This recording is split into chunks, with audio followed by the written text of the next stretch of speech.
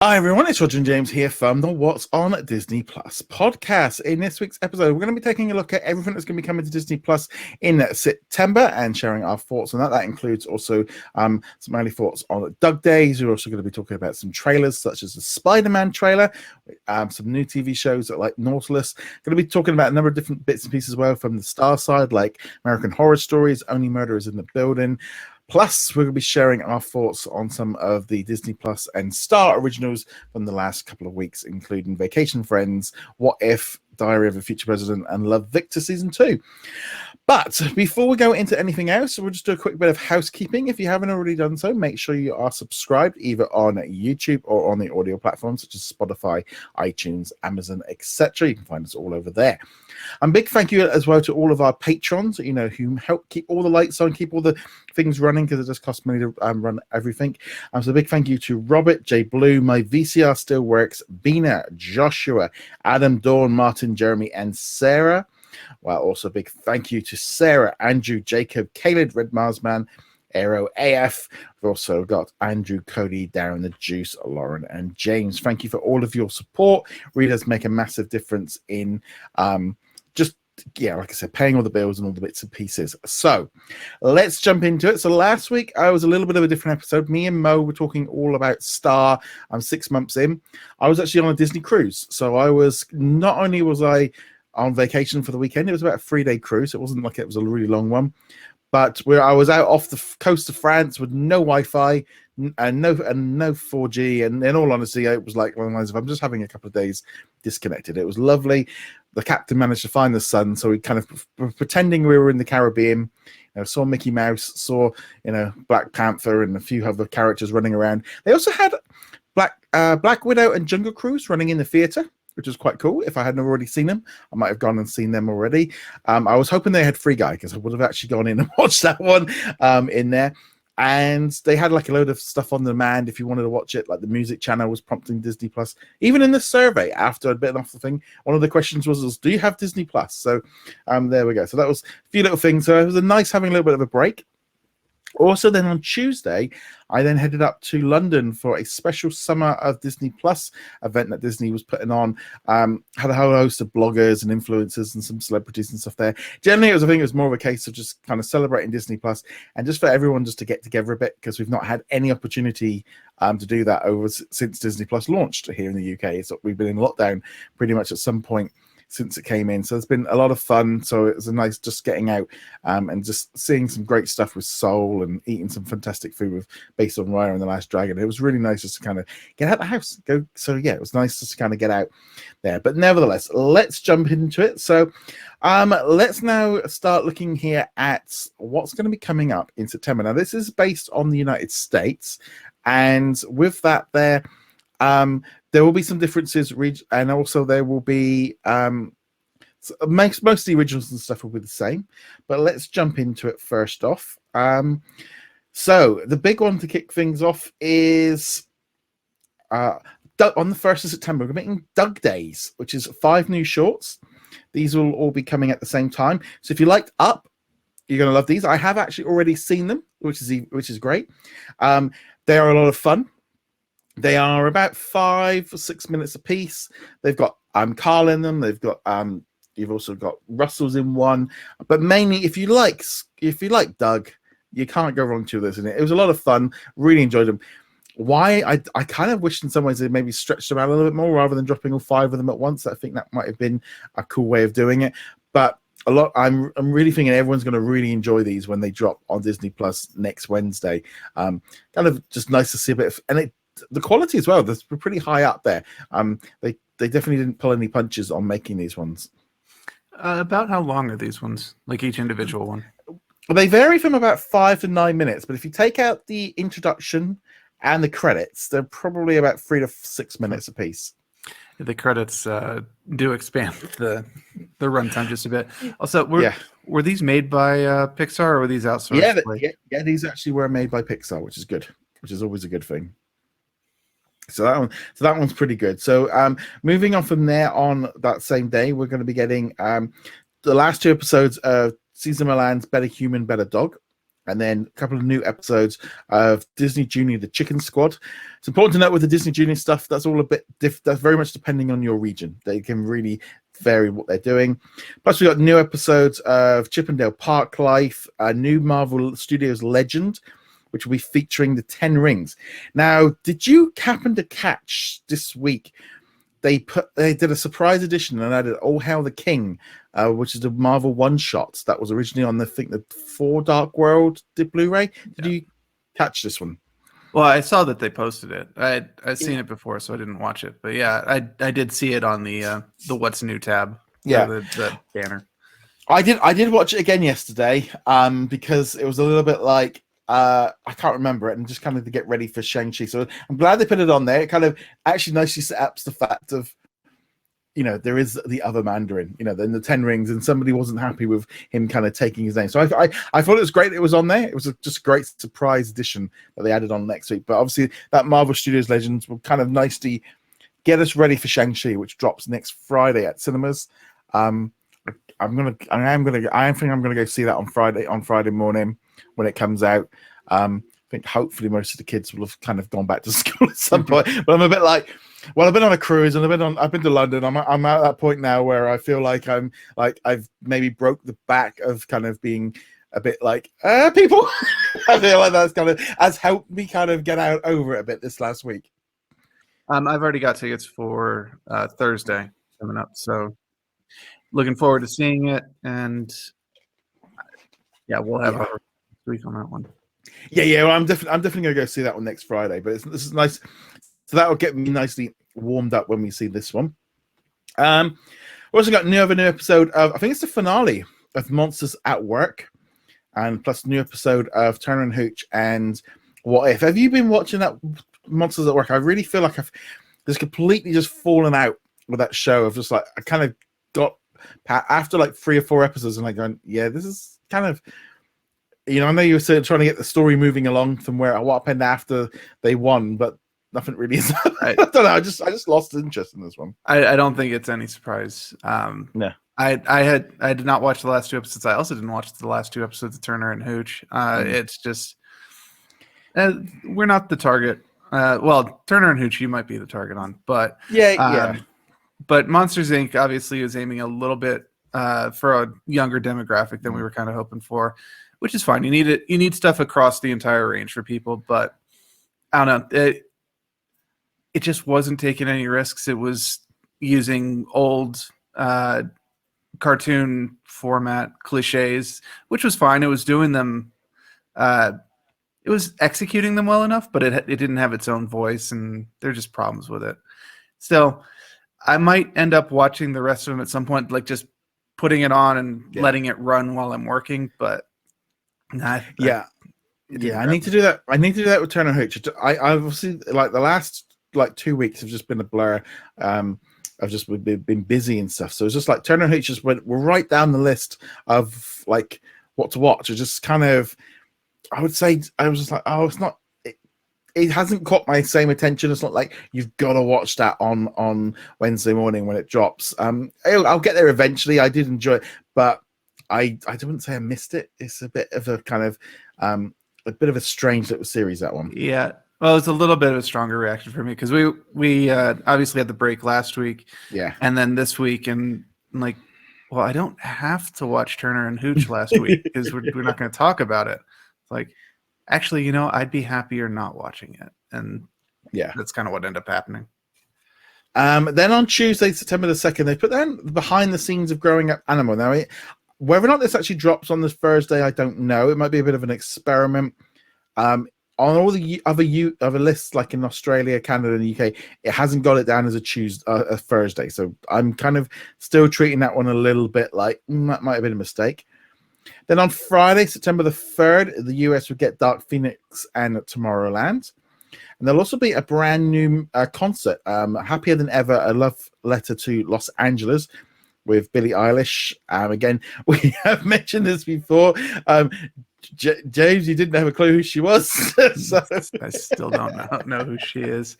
I mean, granted, I haven't exactly gone out of my way to find out, but yeah, it's like, Also, it kind of loses me with a love letter to Los Angeles in the title. I've been to Los Angeles several times, not just driving through to get to Anaheim. Sorry to anyone who lives in LA, but I cannot stand that city. Yeah, I've been there a couple of times. I'm hoping to go back next year, but rather than Anaheim and like you say, Universal Studios and like the bit with the Chinese theater, that's pretty much and about the only two bits of LA that I kind of liked. Really, there wasn't a huge amount there, but it's I'll be watching it. I'll have a review up next week for that one when that one goes up. But yes, that one will be a little bit interesting. I mean, we're going in blind, so in some ways that might help. Then on Wednesday, September the 8th, we're getting the first episode of Doogie Kamealoha, MD. And so I'm sure I really need to, and once I start hearing that, it'll be a lot easier. So the first episode will be dropping next week, with new episodes dropping every single Wednesday. The trailer broke this, I think it was late last night, the trailer broke. Did you happen to see the trailer? I did watch the trailer. I know they dropped her like once in it, so that's not enough to really get it into your head. But Kame Aloha. The one thing I took from the trailer was I was happy with the way they connected it back to Doogie Howser, where it's literally just Doogie Howser was a TV show that they grew up with, and she's also a kid, so they nicknamed her Doogie. That as far as connecting it to the original series, is probably the best way to do it. Yeah, I was kind of surprised how they did that. They were very much kind of like dropping in. They're going like, this isn't really a reboot. It's just we're redoing it, but we're kind of generally. So I'm going to go into this one and just be like, okay, I did enjoy the first series, but to be honest, it's been 20 odd years since I've seen it last, so I'm not really going in with a lot of like nostalgia goggles for this. Of going, that's fine. I mean, I love Hawaii, so that's probably going to slightly haze my view of it, and we can't actually go anywhere right now. But so I'm looking forward to it. The trailer actually made it look a little bit better than I was expecting. I was going, it's not quite Disney Channel level. I don't know why, but I was like, okay, I don't really want it. Hopefully, it's not a Disney Channel. I think like Secret Society of Second Born Royals. I'm like, what she was in before. I'm going, okay, where's she going? Is she trying to go a little bit higher in terms of her acting? And I'm like, okay, this trailer. It's like, okay, let's see. This could be another big shot. Rather than, it's aimed a little bit older. That'll be a cool thing. Yeah, I was also surprised by that. I was expecting it to be really catering to a younger audience, and it does look like the medical parts are fairly legitimate. And they're going to interrupt it with plenty of people going, I don't want to be treated by a 15 or 16-year-old, which I think is a legitimate reaction. Yes. But it does seem like they are actually going at least semi-realistic with the issues that she's going to face. Yeah, no, I'm looking forward to this series. I'm definitely coming into this going, okay, cool. Going in blind, just like you can either it'll either work or it won't. And I sometimes that's when you can go in and watch stuff a bit better, is when you're not got any expectations. Also, we're going to be getting we're getting Maya Royal Detective, 15 episodes of season 2. Disney's Pepper Ann, seasons 1 to 3. Now, I'm gonna admit, I'd never really even heard. I mean, I've heard people talk about it, but I've never seen the series. But man, were a lot of people really excited about this one. This one, the posts were like, okay, like the amount of comments and stuff has gone, okay, this one is one that people are really into. This is like different level of kind of stuff. And we're going, okay, people are really into Pepper Ann. So I will probably check out an episode just to see what all the fuss is about. But again, this is the big problem with Disney Channel being at the age of some of the shows that they're putting on now. I was just way too old for when they came out. So I just never played it. I still have never heard of this show. This is literally the first time I'm hearing about the show. I think my eyes just kind of glazed over it when I was reading the list and like, whatever. I don't know what this is. Yeah, it's to be honest, it was the amount of interest that people had in this one is what really caught my attention. We're also getting new episodes of Dr. Poe season 19, 5 new episodes. This is that kind of trend of them doing this batch drop stuff. Again, why are they doing it that way and not just releasing them normally? Who knows? We're also getting new episodes, as I said, of Chip and Dale and Turner and Hooch and What If. They'll be happening of them every Wednesday. We'll say that again. Friday, September the 10th, Disney's Far Away from Raven's Home. It looks like a puppet episode, so the least said about that, the best. And then Pirates of the Caribbean on Stranger Tides is returning in the United States. And then a brand new Pixar Spark short, 20-something, which is all about, just the idea of some days you're good, some days you're bad. And, I think the basic idea is we're all winging it, which I'm looking forward to watching that one. Well, it's a Pixar short, so I'm Yeah. definitely interested. I'm surprised that they don't highlight the fact that it's a Pixar on the list here. Yeah, it is a funny thing. I mean, I feel like with anything with Pixar involved, especially these shorts, they're always pretty cool. Then on Wednesday, September the 15th, we're getting Disney Junior's Ready for Preschool, Season 2. Life Below Zero, Next Generation, Season 16. The Miraculous Tales of Ladybug and Cat Noir, Season 14, 13 episodes. And The Unknown Waters with Jeremy Wade. I didn't realize he jumped over to doing a different show. I just know him as the River Monsters show. I don't know if you ever watched River Monsters. No, I haven't. I'm not really familiar with his work, and if I remember correctly, this one here is also just about finding like weird ponds and lakes and stuff and exploring them. I mean, this guy's been doing shows, and it's been on like ITV here for years, and he always goes off finding some tribe or some place where someone has died, and he would always be like, it's been picked up by a fish. 9 out of 10 times it was a catfish. There seem to be the constant these catfish that just keep growing and growing and growing. And sharks and crocs and things like that, and barracudas and stuff. I really enjoyed his other shows. So therefore, I'm like, okay, cool. But I don't know what it was like in the US. It's just very well known over here. And then we're going to be, as I said, getting new episodes of all 4 shows. Friday, September the 17th, Confessions of a Shopaholic. The Disney Descendants to Royal Wedding. So nice to see that driving about a month after it's aired on the Disney Channel. But why they did that again? But they did that with that Disney Princess Remix thing that they launched on Disney Plus yesterday. Did you happen to have a look at that? I saw it and I clicked through it like, what is this? And I immediately backed out. So no, I did not watch that. No, I clicked on some of the videos popped up on the YouTube feed this morning or yesterday. I did have a look at a few of them going, yeah, no, it wasn't for me. Some of them look really good, especially the Brandy's music video. That definitely looked very well made. But I'm sure they're well done. I just, in general, remixes of the Disney songs don't do anything. I'm pretty sure I've complained about being on like the boat out at Disney World, and they're playing the remixes at Christmas time, and I'm just like, no, play the originals, not this junk. God, the one with the Little Mermaid in the remix one, it just sounded like a robot was singing. I don't if the girl hopefully can sing a lot better than the way they were. I was like, yikes, this sounds awful. It's just awful. But nevertheless, who knows? Then we're getting another short called No, which is all about her granddaughter comes over and she's trying to watch the wrestling, and the kid wants to play, and they've got to try and work out a way of doing it. So I know I'm looking forward to this one. We're also getting the Disney's Broadway hits at the London's Royal Albert Hall. Now, this was a special that aired on the BBC over here in the UK years ago. Lots of performance stuff. It was originally announced to be coming to the UK, and then it kind of got pulled back. I don't know if it was some issues with one of the hosts, John Barrowman, that kind of got into a little bit of issues legally and sort of with people. So I don't know if they pushed it back a little bit. But don't go into this expecting like a full Broadway production. It's just like highlights and stuff. So I'm sure it'll be definitely worth checking out if you enjoyed the shows. You also got a couple of new National Geographic stuff. Also here, we're on Wednesday, September 22nd. We're getting Dog Impossible and Spidey and His Amazing Friends, Season 1, 7 episodes, followed by Star Wars Visions. All episodes of these shorts are all going to be dropping at once. That's probably, I'm going to be honest, I think that is my most wanted thing I want to watch this month is Star Wars Visions. Doing anime, something different, something fresh. I think that's definitely the one for me. Yeah, it's mostly just because it's different. And this month, with the exception of Doogie Kamehameha, there's not much new coming out. So there's not much to get super excited about. Now, we're still at least getting the continuing content, so it's not like last year. But, on the list of things to get excited about, I think the Star Wars Visions is probably pretty high on it. I don't know any of these production companies, so I have no idea which ones we should be looking forward to. But I think the whole thing will be an adventure. Yes. And then on Friday, September the 24th, we're getting Spooky Buddies.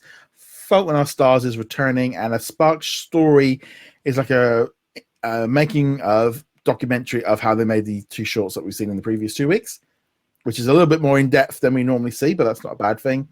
And then finally on Wednesday, September the 29th, we'll be getting 7 new episodes of Disney Magic Bake Off, some new Disney Junior shows, including Muppet Babies, ready for preschool season 1. I don't know why season 1 is dropping before season 2. Vampira, some National Geographic stuff, including Great Barrier Reef and the Hatcher Family Diary. And then Roly Poly Oly, seasons 1 to 5, another very popular classic show from that era that people just seem to be really into. That one I have actually heard of. I've never watched it, but I remember people talking about it back in the day.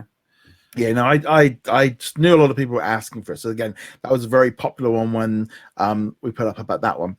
There's also some interesting. I'm not going to go through the full international list because there's quite a lot of stuff, but there's a few things that definitely pulled up that I want to talk about. First off, we are going to be getting Why the Last Man is going to be coming. It's coming to Hulu on I think it's the 13th of September, and then for us it's coming on the 22nd on Disney Plus, at least in Canada, the UK, and some other countries. We're going to be getting 3 episodes. This one's all about basically it's based on a DC comic book. That's the fun thing with this one, and it's made by FX. This is the one show I'm really looking forward to watching in August. Sorry, not in August, in September. It looks kind of like a superhero. It looks very different. Basically there's one man left on the planet, and he's got a monkey, and all the women it just looks crazy. So you guys can watch it a little bit earlier in the US on Hulu. But that one, have you seen the trailer for that one as well? I did, and I've read a lot of the comic as well. It's important to note that even though it is a DC comic, it's part of their creator-owned line. So this isn't, Superman's not going to show up. Batman's not going to show up. It's not in the DC universe. It's just published by DC. It's also by the same guy who created The Runaways. Right. Very, very different subject matter and very different target audience, but it is the same writer. And it was very popular back in the day as a comic book. Definitely looking forward to it. There are some scenes I'm kind of curious how they're going to handle, or if they're just going to go off and do their own thing.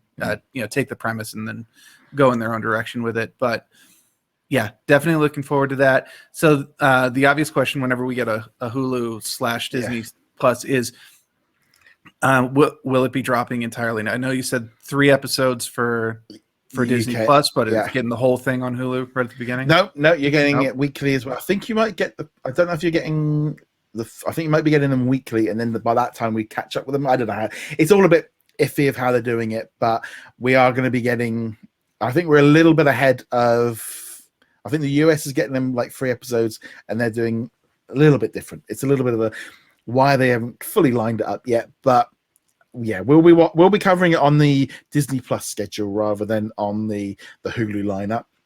Really looking forward to that one. We're also getting American Horror Stories. That'll be dropping, I think it's the second week of September. In Canada, they've already got the first 2 episodes this past week. So there's a little bit of discrepancy. Canada's already got some. FX have got them Hulu got them a few weeks ago. Me and my wife watched the first 2 episodes the other day. Really freaky, really weird. My wife loved them. And it was kind of funny because Mo said to me, "Oh, you haven't seen the original series, so you might be a bit lost." I'm like, I actually watched those first 2 episodes and go, it didn't matter to me. It still was a really good story. My wife called it proper television. That's good stuff. That she's really looking forward to having new episodes of that. So that's going to be high on our watch list. That'll be one that we can watch together. But the first 2 episodes was like, okay, this is my wife just go, this isn't on Disney Plus, is it? It's like, yeah. It was like, okay, so yeah, so that's going to be another one coming right through September. Another new series that starts on Tuesday this week on Hulu and on Disney Plus around the world is The Only Murderers in the Building, which is Martin Short, Martin Short, Selena Gomez. And Selena Gomez. We've got the first 3 episodes dropping on Hulu and Disney Plus at the same time. I have seen the first 3 episodes. I really enjoyed it. You definitely need those 3 episodes, kind of connect with them. And then we're getting new episodes every Tuesday right through September into October.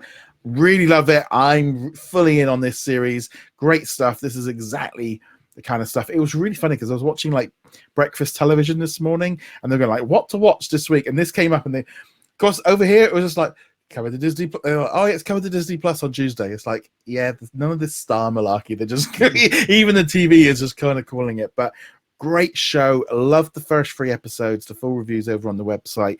I just enjoyed the. I mean, I really like the 2 guys anyway. I mean, I've just been a big fan of them ever since like the 3 Amigos and Father of the Bride and all the rest of it. So I'm not too familiar with Selena Gomez other than her music and stuff. So it's just kind of a bit weird of a mix because they're like in their 80s and she's obviously coming up to 30. But there's lots of comedy, but it's not as comedy as you think. It's actually a little bit more serious. So I enjoyed it. I thought this was a really good series. I think this one's going to be really popular.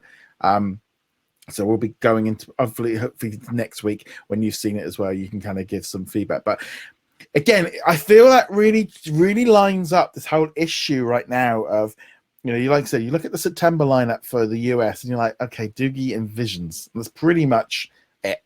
There's nothing really much else kind of moving the needle. I mean, we've got What If, but What If isn't even moving it. I think on that same level, it's not on that same level as what we've seen with like Loki or anything else. It still seems to be that thing of mainstream audiences don't connect to cartoons in the same way as they do the live action. I'm not even sure it's because it's a cartoon. I'm sure that factors in, but I don't think it's that. It's also, just the entire premise of the series, What If, gives you the idea, well, this isn't part of the MCU. I can watch this at my own pace. I don't have to watch it right now because it's not, huge impacting. It's not introducing Kang the Conqueror or Mephisto or whatever. And more than that, the stories themselves aren't connected. So if, I don't want to watch, or I'm not feeling the urge to watch episode 2 right now, I can put it off and not really feel like, oh, I can't watch episode 3 because I haven't seen episode 2. No, episode 2 is about T'Challa and episode 3 is about something else entirely. Yeah. You don't have to have that constant movement on it. I'm looking forward to next week because I get to watch, because I've already seen the first 3 episodes like a few weeks ago. So it's been a bit like I watched like episode 3 like 3-4 weeks ago. So therefore I think that's what sometimes happens. Is like, oh, I haven't actually, but then next Wednesday, fresh, brand new episode, I'll be in with everybody else. So I'm looking forward to it. It is a big enough show, I think, on its own, but when I then add in, like I said, those, and also we're here in the UK, we're getting The Walking Dead every Monday, new episodes of the latest season. Suddenly, those 4 shows for me, American Horror Stories, Only Murderers, White Man, and Walking Dead, completely changed the lineup of what I'm watching, and it makes it, you're like, oh, okay, a Spark short is great, but it's just on a different level to what we get. And I still think that Disney are going to have to sort that out at some point to give us more variety and some more stuff. And hopefully they will sort all this out in the future. There's a really interesting article over, I think it was on Variety or Hollywood Reporter, talking about how Hulu has got a problem and that Disney aren't actually investing money into Hulu originals because they don't want to increase the value of the company much more. But also, once they start losing all that NBC and the CBC and the Time Warner and all this licensed content that they've got on there, Hulu is really going to start losing some stuff because it's a great service, lots of TV on there. But once that starts going, you're really going to see how much they're reliant just on ABC and FX content. Now, granted, the FX content at least is pretty strong, so it's a good thing to rely on. But yeah, you do need the back catalog items as well, and there are some big names that will be leaving once those contracts end. At which point, we'll see what happens. That should be happening not too far off from the time when all the contract renegotiations with Comcast and such should be going on for the service itself, not for the property. Obviously, Comcast is going to take its stuff and put it on Peacock, but. Well, you'd think so. Comcast isn't entirely sure what seems to be what they're doing, but nevertheless. So that's the lineup there. So that was some of the things there. Let's talk about some other stuff that's been announced this week before we get into some of the reviews. The new Spider-Man No Way Home. I always keep wanting to say Far From Home. I don't know why. Spider-Man No Way Home. The new trailer dropped. Massive, biggest trailer viewing it's ever done. It looks crazy. It looks bonkers. I can't wait for it. What are they doing with the Spider-Verse and the Multiverse and, the Doctor Strange is in Mephisto. That's the one going around the internet already. Well, so there is like a certain basis for that idea, because it was Mephisto who originally in the comics erased the knowledge that Peter Parker was Spider-Man. Yeah. It was an absolutely terrible comic, and I hope that they don't use it. Now, I said that before, like Civil War was an absolutely terrible comic series, but the movie was fun. So, so there's that. I'm actually following much more on the spectrum of like, it was a trailer. It was engaging.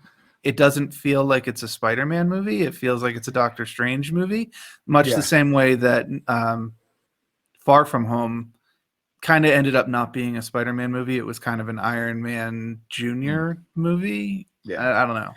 I think once we get into, once we start seeing all the Spider-Man, I think at the minute they're leaning on the Doctor Strange aspect to it rather than the Spider-Man, because if you've got other Spider-Men in there, and I mean, they really did only tease like Dr. Octopus appearing, and he'd already kind of had been very vocal about the fact that he was in it. So the other guys, they did briefly reference Green Goblin. It looked like the Willem Dafoe Green Goblin, that is. You hear his laugh, you see the pumpkin bomb.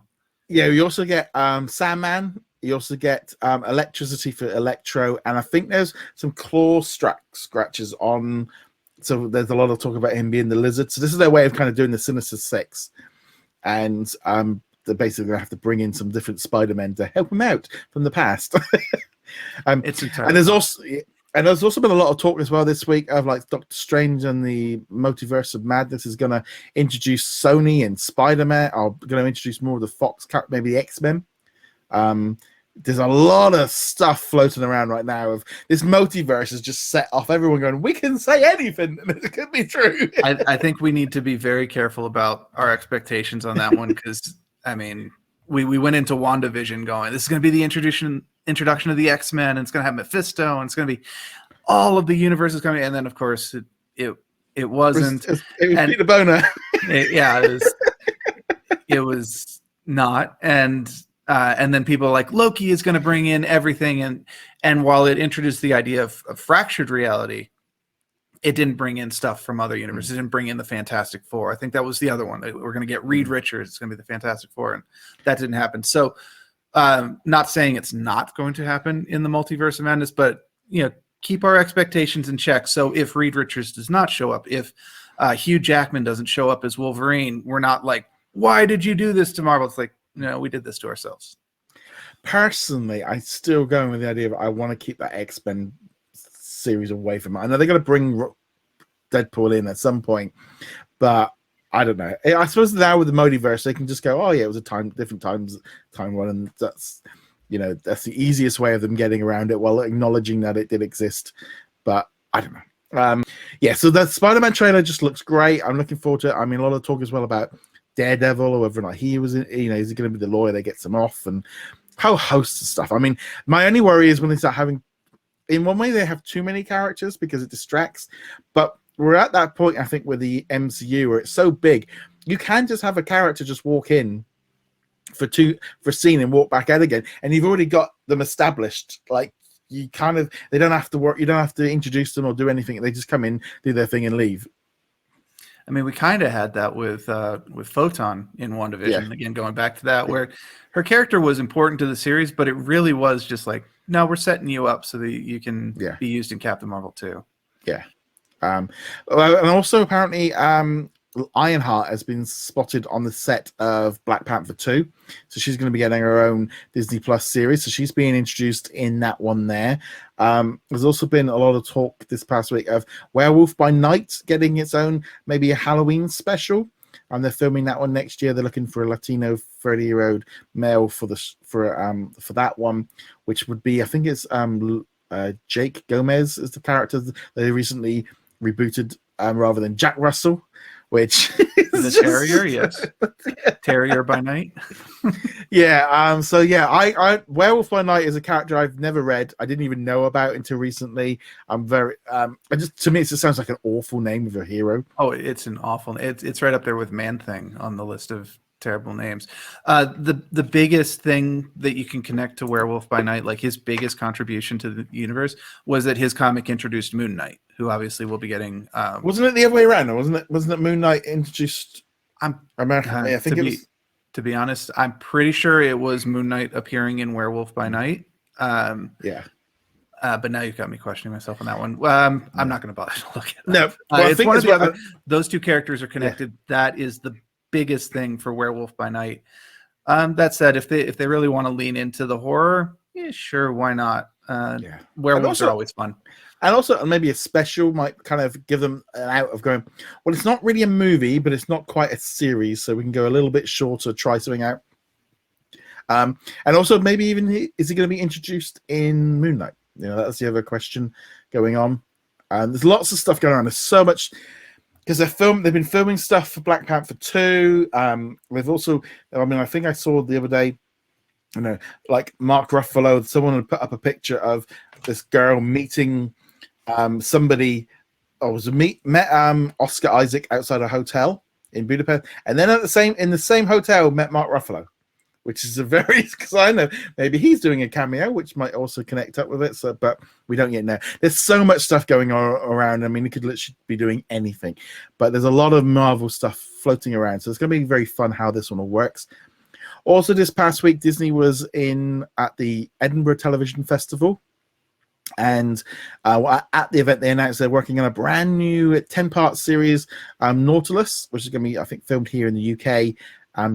Filming in early 2022, and it's kind of a modern take on the Jules Verne one, whether or not they do it modern or whether or not it's set in the old times and stuff. But obviously, it's based on a classic. Disney already made a movie on it. They've already got attractions on it. Like in Disneyland Paris, they've got one. They got a whole area of stuff set up there.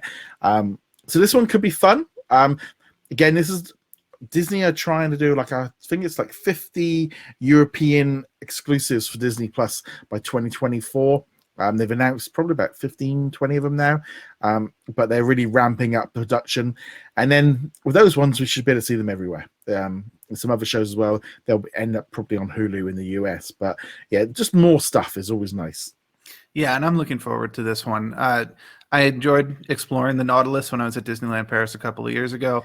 The ride back at a Disney World or Disneyland scared the bejeebus out of me when I was a kid. When the squid tentacles come down from the roof, and just that gave me nightmares.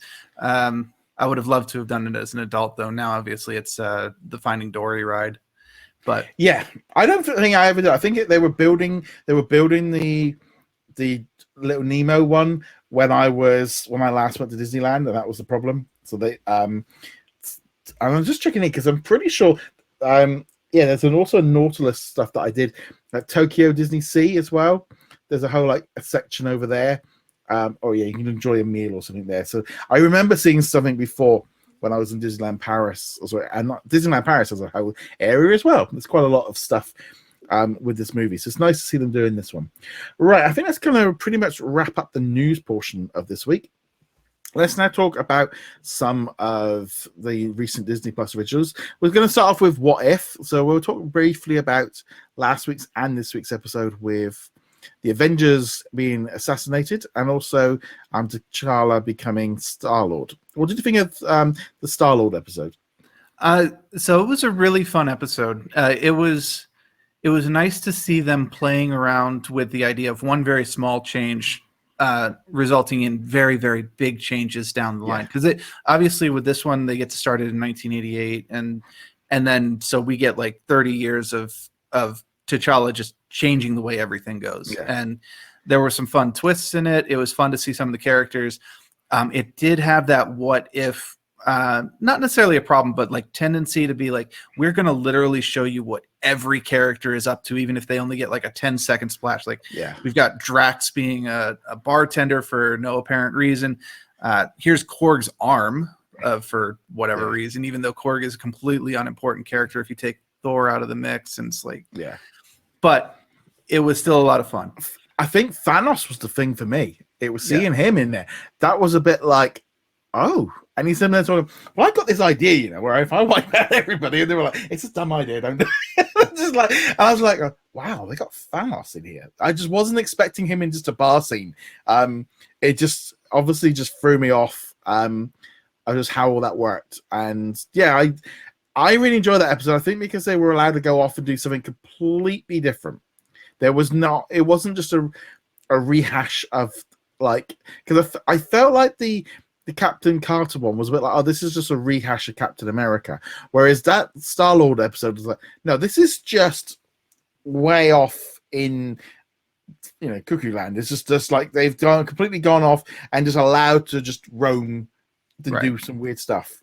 Now, but on the same, by the same token, they also kind of did force it back into the Guardians one route. We're like, all right, even though it doesn't really make sense, we're going to have you introduced to the Collector, and we're going to go through the whole Collector's Gallery. And also we're going to have the same opening as Guardians. And obviously that's just to make us recognize what's going on and show us what's different.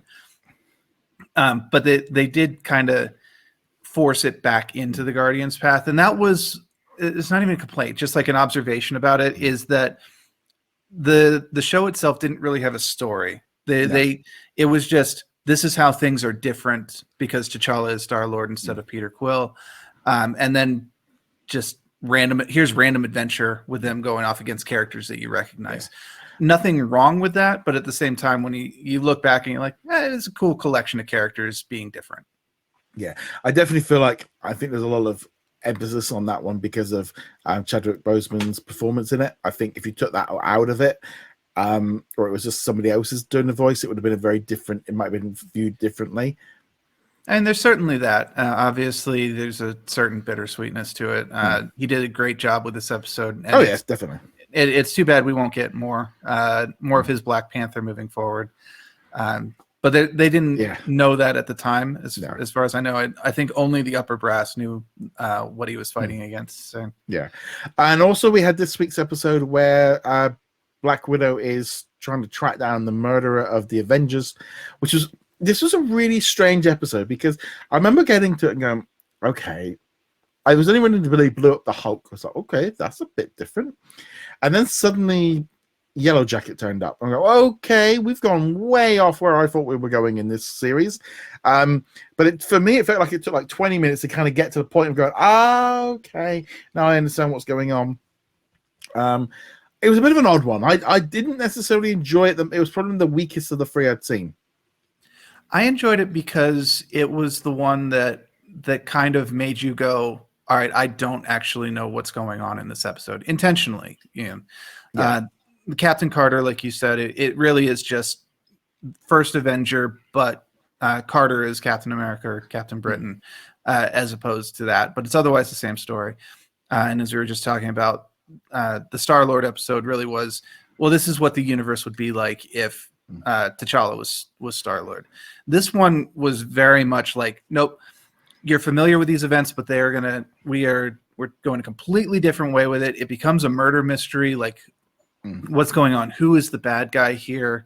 And that was what drove the episode forward was what is happening? What is that one little random factor that is different from what happened in the MCU that we know? And while I think it was very good for driving this particular episode forward, I think the rewatchability of it is very low because, personal opinion, when I'm watching a murder mystery or something that hinges on who done it, I do want you to be able to rewatch it and go, oh, there's the hint that it's this guy. There's the hint that here's the thing that'll be very important in the reveal scene later. And unfortunately with this one, there isn't any of that because they don't introduce the motive until the very end of it. They don't introduce who the main characters are until the very end of it. There's like Janet Van Dyne pops up on Widow's search for half a second, and that is your one clue as to who it is. That is literally it. And that's I missed that.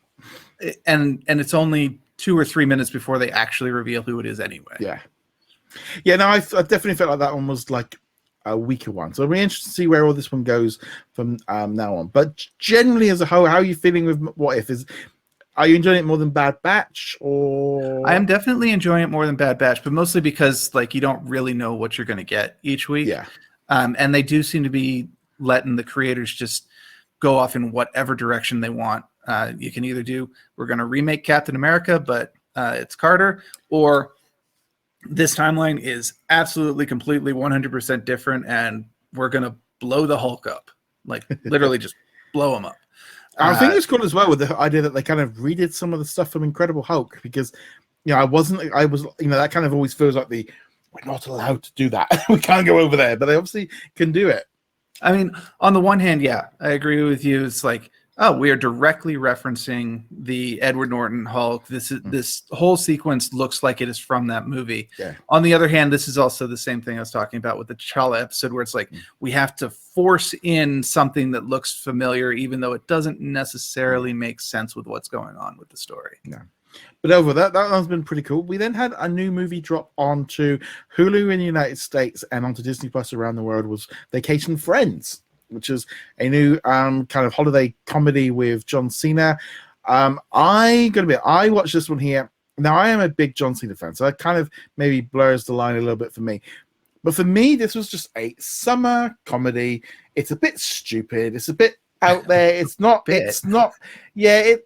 I just laughed. I just thought it was funny, and I enjoyed aspects of it. I don't know if I'll ever watch it again, but it was like, I just like that whole aspect of it, just being stupid, fun. I don't feel like I've seen a movie like this for ages, because everything's been stopped, and it was just like, it was just dumb. It was just a dumb comedy, and I really miss these kind of movies, because they just don't seem to make them so much as they used to.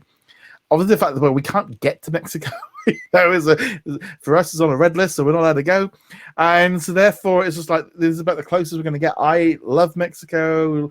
I love holidays. I love going on vacations, and you do end up doing stuff that you don't necessarily should do. But I thought it was fun. I just thought it was a nice, solid comedy. You're not expecting a lot from it, but it was perfectly fine to me. What about you? I got a couple laughs out of it. Being that it was free on Hulu, or part of the Hulu package, is like, all right, this is fine. I had a handful of laughs. So good. If I had gone to the theater to see it, I'd probably been like, yeah, that was not worth the money. That said, it's funny because both Cena and I'm totally blanking on the other guy's name right now. Rel, I think. Yeah. I had no idea I knew who Cena was, but I'd never seen him in anything before this. And the other guy I didn't know at all, but he was in Free Guy. Yeah. He's the best friend of Ryan Reynolds in Free Guy. And of course I saw Cena in the Suicide Squad just before that. So I come into him like, oh, I actually am kind of familiar with these actors. And of course they're playing basically the same parts in both cases. Yeah. So it was fun in that sense. And I am seeing what you like in Cena. Like it's always kind of hit and miss with the wrestling actors. Like, obviously, The Rock has been a huge success story, and then you get the Hulk Hogan wasn't. The Hulk Hogan ones we leave in the past. What was his name? Austin, Stone Cold Steve Austin. Yeah, he was pretty bad. His movies weren't great, but Batista's been pretty good. I was going to say Batista, especially as Drax. I mean, he's done some other good movies, but Drax, obviously. Stuber, and then he was good in that one. Which one? Stuber. I actually haven't seen that one, but yeah. But yeah, Cena's been really good. Like, he was really good in the Suicide Squad. I think it might have been a bit of a casting mismatch to have him against like Idris Elba, but that's a different matter. But he was really good in this. Like, he had a lot of energy. He was a lot of just pure crazy, which is what you needed for that character. And he found a decent balance though, because it wasn't just he wasn't just like the stupid idiot friend. There was actually a small amount of depth to the character where he recognized that he did stupid things, and he had his friends back and covered for him and things, which is not what you necessarily would have gotten with like the 80s version of this, like the National Lampoon stuff, or just be like, no, it's Steve Martin being a jerk for the entire episode or for the entire movie with no self-awareness. I don't know if that's maybe the thing of growing up as a kid from the 80s. We grew up, I think we had a lot of these kind of movies. We had a lot of this kind of stuff, and they just sort of stopped making them. or they're not as funny, or all they're ever trying to do is be edgy to the point where, or trying to be super cool, and then it doesn't work like long term. I just thought it was a fun movie. I don't understand why they put the review embargo for Friday, because there was a lot of lines of going, yeah, some people didn't like it. It was like, it's not bad. I don't know. It was a bit of a thing like, it was a bit of a strange one. I was a bit like, okay, why? It's not bad movie. I enjoyed it. It was, but I went in expecting just a comedy. I thought it was pretty solid. Comedies, especially comedies like this, are always a risk, though. You never really know how reviewers are going to go into it, which I think scares a lot of movie companies. Because most of the time, they have a certain amount of self-awareness of like, this is going to be a good movie, that's going to be a bad movie, and then they react accordingly with the embargoes. Comedy is so personal, though, because what I find hilarious, you might just be like, these people are morons, I'm not entertained by this at all, and vice versa, of course. So you never really know how the reviews are going to go. Like I said, it was a good movie. Also, it's interesting, this was the first 20th century movie that went straight to streaming as Hulu in Star Original. Which I think was, I actually think that was a good idea for this. I think this was a perfect movie for that kind of thing. I don't think at the box office it wouldn't have done a lot. It would have probably, people would have been a little bit less inclined to see it. But with it being on Hulu and Disney Plus internationally, just straight up like, oh yeah, give it a go. You know, and I think again, like you say, your expectations are lower, and you're much more likely to be. It feels like a perfect, those kind of Netflix movies, that we've got. It definitely feels like in that zone. This is what I thought of as like those Adam Sandler Netflix movies that came out. They were very popular on Netflix. They probably would have bombed at the box office because his name doesn't generate the box office revenue the way it did back in like Waterboy and Happy Gilmore. And this is in that same category where it's like, you want me to go to the theater, spend time, spend money on this? Yeah, no way. But you attach it to a service that I'm already paying for? Yeah, sure. I'll absolutely throw this on for an hour and a half and just kind of be stupid for that time period. Yeah, no, I definitely would recommend you check it out this weekend, or on. I think it's because obviously it's bank holiday weekend here for us. I think next weekend you've got Labor Day, so definitely put it on your watch list. It is R. It's a hard R. It is good. Moving on from there, we also had the finale of Love, Victor season 2 that happened last week on the UK on the Disney Plus side. What did you think of Love, Victor season 2? Because you went into this one like not expecting a lot, but this kind of finale, how did you feel? I liked the finale, but I also felt it was a little too neat, a little too convenient to have everyone's plot threads all converging at the same time. I grant you, it's a 10-episode series. Of course, all the plot lines were going to converge in the 10th episode, but it's still like everybody having their relationship epiphanies, whether it's, oh, I'm supposed to be with this person, or I'm not supposed to be with this person. Just having them in sequence was a little much. That said, I'm looking forward to seeing where they're going with some of these relationships. I did like the fact that Victor is still conflicted at the end of the episode of where he wants to go, who he wants to be with. He's now kind of with someone else, and is season 3 going to be him coming to terms with, well, this was my first love and I learned a lot from it, but now I'm moving on to a next romance? Or is it going to be, I don't know, he's my one true love after all? Yeah. I did enjoy that whole aspect. I thought it was kind of interesting with Felix and Pilar, like with their relationship of kind of, that kind of thing, like, thing that he had that epiphany of going, obviously he respects what Link did for his mum, but then that kind of feeling of, actually, no, I get on better with the sister. And then they threw that whole other storyline with Link with the girl that was with Andrew, and I'm like, well, that came out of nowhere. Just like it's like, okay, we're gonna go that in season 3, are we? We'll bring, and it was like, okay, that was seemed to, it would have been, had we had a little bit more of that built at some point, might have made a little bit more sense. Well, it really depends on where they go with that story, because they didn't indicate what the story is. It's obvious the one girl is totally into her. Like that. That's very obvious. But obviously, I skipped season 1. I might go back and rewatch it at some point. But as far as I know, there's been no indication that this girl is bi or lesbian at all. So they could be going with a story where this one girl is going to be pining after her, and she's like, no, I'm straight. I'm not interested. Or it could be her trying to explore it. Yeah. As far as I know, they haven't really done a storyline yet where it's one person of one orientation really into a person of the other orientation, and it just won't work. Yeah. I mean, the closest was, of course, Victor dating the one girl in season 1, Yeah. but he wasn't even Yeah. really aware of what he was, or he was coming to terms with what he was. Yeah. So there's potential to it, but if at the same time they just go, oh yeah, she's bi or lesbian, and we're going to dodge that completely, it's like, okay, so we're going to go in the direction that everyone is bi or gay. It's just it was a bit. I was definitely setting out for season 3. I just thought as a whole, it ended on a point of going, because I'd forgotten that it was last week, because obviously I went away on the Friday, so I didn't get. And I fired up on Friday. Oh no, that was last week. It's like that was, even though it was a week out, it was the first thing I watched on the Friday. But it was that kind of thing of I enjoyed season 2 so much more than season 1. Such a better show, and I kind of want to bring it into a little bit of a discussion about Diary of a Future President season 2, which dropped last week. Luckily, I was able to see it a few days early, so I'd seen the whole season. And it was kind of funny if I kept looking at these two shows, kind of like in because when the first Diary of a Future President hit the first episode, it was trying to hit so many like hot points, and trying to cover so much stuff that it came in a little bit like, oh, just calm it down a bit. You're trying to be too much of everything, and in season 2, everything got calmed down a little bit. Everything's like, we know where the characters are, and we know what the popular stories are, and we're going to just push forward on it. Elena's story is boring, to be honest. I still don't get why she's the main character.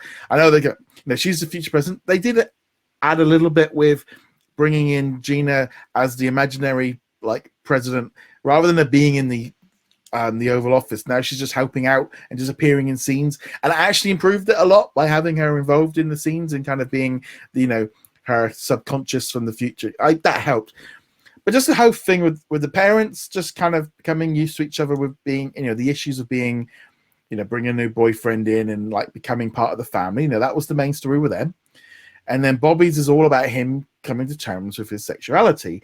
And I was watching it, and it just kept being like, man, this would have been so much better in season 1, because they really dragged it out in season 1 because they were trying to be a little bit too cautious.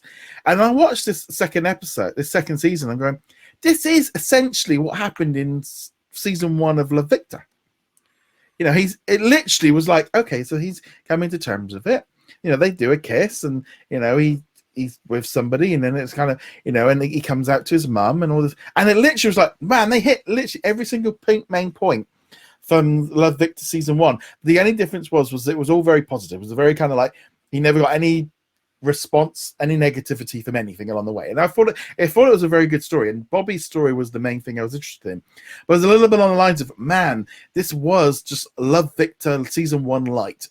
It was very much a lot, and I think it's great for kids to have that there, because I think it's a great story of just like, the acceptance, and then coming to, because they take their time with it. They take, and they, there's a guy that he's into, and they go out on a date, and then they kiss, and then they, and they come in, and he comes out to his friends, and then he comes out to his sister, and he comes out to his mum, and all this kind of stuff goes along, and it's all very, very positive, and I think that was important to do. But it kind of, I did get to then go, wow, that literally was Bobby's story, was the entire thing of what happened really with Love Victor season 1. And then you kind of go, how much more powerful Love Victor would have been had it been on Disney Plus than put it on Hulu. And it was a little bit like you can see where they have matured in how they're looking at Disney Plus within of what they did in season 2 of Diary of a Future President. Going, they I think it was a far superior second season. I wish they dropped it weekly. I did binge through it in 2 days, so I can't really complain too much. But I actually was like, okay, this is pretty cool. Well, and that's kind of interesting. Did you binge through it because you were so engaged with it, or did you binge through because you had to get a review out for the website? No, because I enjoyed it. It was that kind of thing of going, because sometimes, like you say, if you've got like 10 episodes and you go, oh, this is just a pain. I was like, no, this is pretty cool. Like, and they each had an episode, but I thought the second season was far better than the first season. They kind of tidied up where they were going. The characters were a little bit more likable. They're a bit more realistic. Because I mean, we remember when it came out last year, the first episode, and we were saying, you know, they were just trying to do too much at once and trying to hit too much stuff all at the same time, and it alienated viewers. And I really feel like now, going, this is such a better show because that whole first of 2 episodes didn't exist and just got people into it. Because I do feel like they lost people with being too. Especially last year, the name alone was enough just to kind of make it alienated enough as it was. And I just watching the second season going, man, this was such a better show going in. And I did enjoy that second season. It was just odd that they dropped all 10 episodes at once. So, you know, they did a little bit of an experiment with it. I am willing to give them a little bit of the benefit of the doubt with the first season because it really was one of Disney's first like proper streaming only ventures. They didn't know how it was going to be different from regular television. They didn't really know what they could do with it that they couldn't do on the Disney Channel. Also, Disney itself by that point had waffled quite a bit on what was acceptable for Disney Plus and what wasn't, hence the whole Love Victor thing in the first place. Because with Love Victor originally, like way back, originally being like a Disney Plus show, they might have wanted Diary of a Future President to be much different from Love Victor and not explore the storyline because that's Love Victor's territory and this is Diary's territory. And then with Love Victor shuffling off, going to Hulu in the States, they could have just been like, all right, well, now it's open territory. Let's do the story we wanted to do in the first place. Or at this point, you know, Disney Plus has been out for a while. They've started to see what works and doesn't work, and they've got some experience under the belt. So they can go, all right, this storyline worked. This storyline didn't work. Let's continue pushing on what works. Keep experimenting. So, yeah, the first season, obviously, I dropped it after like 2 or 3 episodes, and I don't really have any interest in going to the second season. No. And I suspect, as you say, many people are probably in that same boat. With 1, it dropping all at once, and 2, with the first season not being particularly memorable. But as with many shows, it sounds like it found its voice. It sounds like it found what it wants to do. And, you know, if you were interested in the idea of it and maybe not in the execution of it, it sounds like season 2 might be a decent place to at least try. Just skip over season 1. It sounds like you can start off. In all honesty, I feel like you could do that. I think you could just jump straight into season 2, and it wouldn't really. I think the recap would have been enough because, you know, the thing is when the first season came out, we were in the drought where this was the only thing we're getting. So it was just like, you know, this is the only thing we had for a long time that was drama based. And I just look at it and go, like, second season just seems such a better made show than I enjoyed it a lot. You know, I enjoyed. You know, like High School Musical, the series. I enjoyed the first season. I thought the second season was boring and dull, but it was the exact opposite. I feel like with Diary of a Future President, and also Love Victor. Love Victor had the same thing. I think the second season was far stronger than the second one or the first one because they had a clearer defined role of where they could go and where they couldn't go.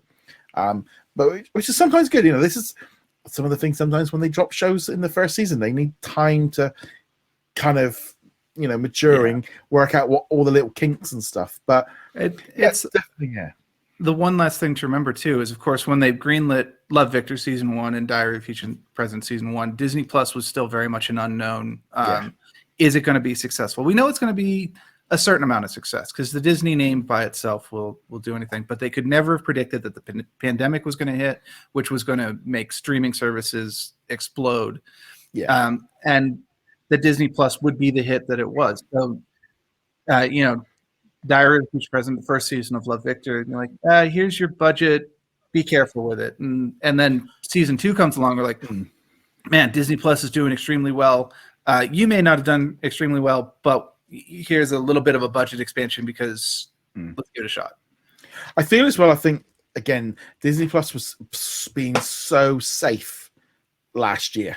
You know, they were going in like, anything that wasn't Marvel or Star Wars was being so like, you know, the kit and gloves were on and going, we don't want to do anything to annoy anybody or anything. And it kind of got to the point where it was so bland. And, you know, we are getting into, you know, some of the shows still are, you know, we still need a lot more of it. The US specifically, you know, as I mentioned earlier in the show, the difference between, you know, the rest of the world getting those big FX and Hulu originals makes a massive difference to the whole network. But they are getting there. They just need more of it. They just need to, and I think it'll be a while until they can sort that. But Disney Plus does need some more general content. And like you said, like we're saying with the reviews stuff that I've been watching, we are naturally as adults gravitating towards those older shows, and we're enjoying them more. We're not watching, the Disney Channel stuff is great. And looking at that September list, it's like, it's National Geographic or Disney Junior, or there's nothing in between on the US side, and it is frustrating to still feel like we're nearly coming up to 2 years of Disney Plus, and we still seem to be having some of the same issues. Yeah, and I think it was especially notable looking at the September list because back at the beginning of this, they're like, what are you looking forward to in September? Star Wars anime, because it's the only thing on the list. But then you look at the Hulu list and you're like, well, we've got Only Murderers in the Building, and we've got Why the Last Man, and for people who want to, you've got the American Horror Stories. It's like, that's a much more interesting list than what's coming to Disney Plus in September. Yeah, it is just, like I said, it is a very strange little thing of going on right now. And obviously, this coming week, we've got Star Plus launching in Latin America, which confuses the waters down in Latin America with it all.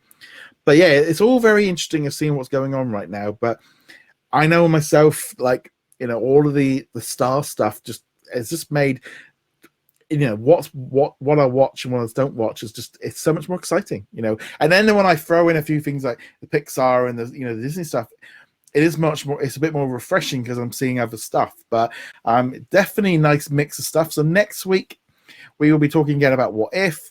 I'll be talking about the Billie Eilish concert. We've also got, I think we've got Doug Days next week, and I'm trying to think what else we've got coming up that we'll be talking about. Only Murders in the Building, you'll be able to watch and stuff, so we'll be talking all about that. But there we go. That drops on Tuesday, right? Tuesday, yeah, it drops on Tuesday. So looking forward to that. So you got a chance to watch that one. And on that note, guys, thank you very much. Make sure you go check us out over at what's on at disneyplus.com. You can become a patron or a YouTube channel subscriber as well, and you can help. It all helps towards just with the cost of running the podcast and the website and everything else that goes with it. But even just you going to the website or watching our videos all helps with all of that, even if you can't help out. So that's always a cool thing. Again, go check us out over on what's on disneyplus.com, and we shall see you guys in another video. Later.